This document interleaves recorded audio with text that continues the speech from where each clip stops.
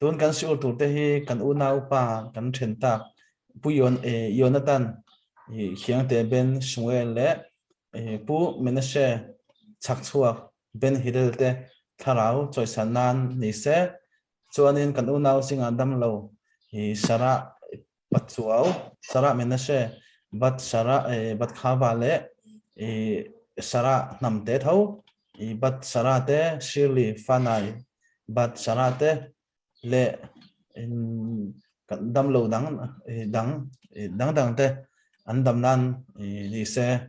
chuanin simona fapa osel namte ben rivka te dam nan lo ni boxe to sure kan thana ngo với ni chu soitur kan nei vak lo le peka tunai chu puis ka khena kat le don thowa now pai ni na thil ka zira man chang in thil zir lo chang chu tam so ka ina thil zir pi ka kan bultan na chuanin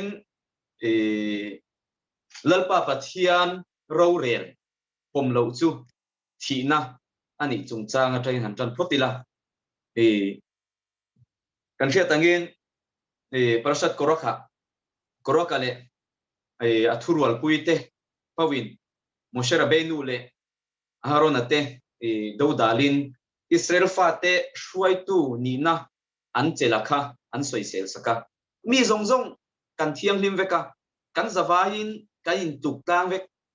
chuti lain engwai nge mi chunga lengin inin da stanbik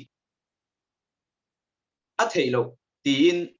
Moshe le Aaron akha an hial buaya ti chuanin helai chungchang hi sfat emet Rabbi Yehuda arie chuanin yenaron soya korakale athui soite thilti sualakha korakale athui soite chuanin soituang khanin kan zawain angkhatin kan thiam him veka chuwang chuanin kanit tuklang vek anti na kha thudikania nial ru lowin thudik tuang tam ti maila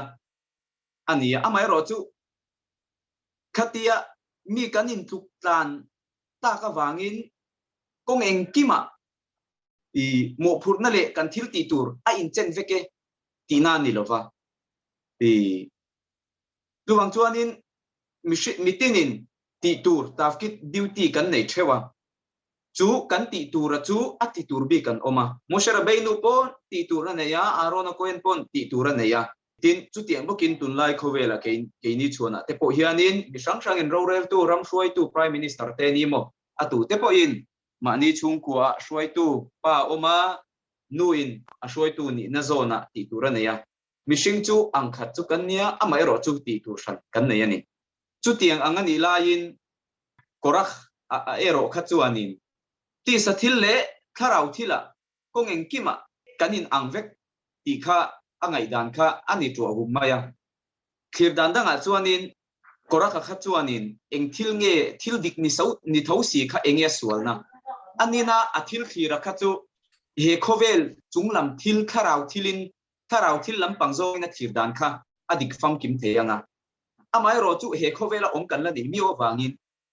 mi tin chu in tuklan na chen chu om ma se kan thu soima sa kha kan hial khale nga langa kan in tuk lawani eng wangin mo mi pa hi rai tum ngotila kan rai thereng reng lo ni chu kan in tuk lawani chu mei chian chu tiang bokin mi ti tur tuna hianin Israel prime minister ti tur khawati donila kati thiam don lawani chu mitinin chanvo ti tur sang kan nei ama ero chu mi sing kan ni na kanin za ton na tur te chu tiang thil kong sang a chuanin min zaom na kan neya in za ton tur kan nia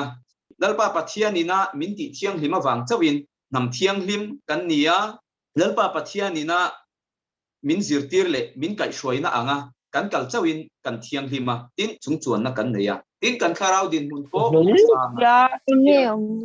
korakale apol te khanin mani theina le mani chakna manga ramla kan tuma rorelan tuma mani theina le chakna midrasa te po kan huangin mi fing mi hausa kha tulama po Moshe Rabbeinu te ang thowa le viat chi kha tiang khanin mi ro pui takan nia amai ro chu ro pui na te chung chuan na te thiang lim na te hi eng tiang angaronin plum chuak thin nge kan ti chuanin lalpa pathian rongbol na lalpa pathian thupek dan in ta tola zira kalbek beka lalpa pathian rorel na kala chu pomna mang chuanin thiang lim na kai khen the nia chu mi mang chon lalpa pathian rongbol na te mi pui kai shu na chungchanga te po ni sela shara benu pon ama du danin thila tilawa aharona ponin ama du danin thila tilawa tichuanin lalpa pathian in ruat an ni na zona khanin oi takmain i helowin rongan bola chutia thanem ngai taka thilan ti velain ora khachuan ama theina te ama level to mushara benu le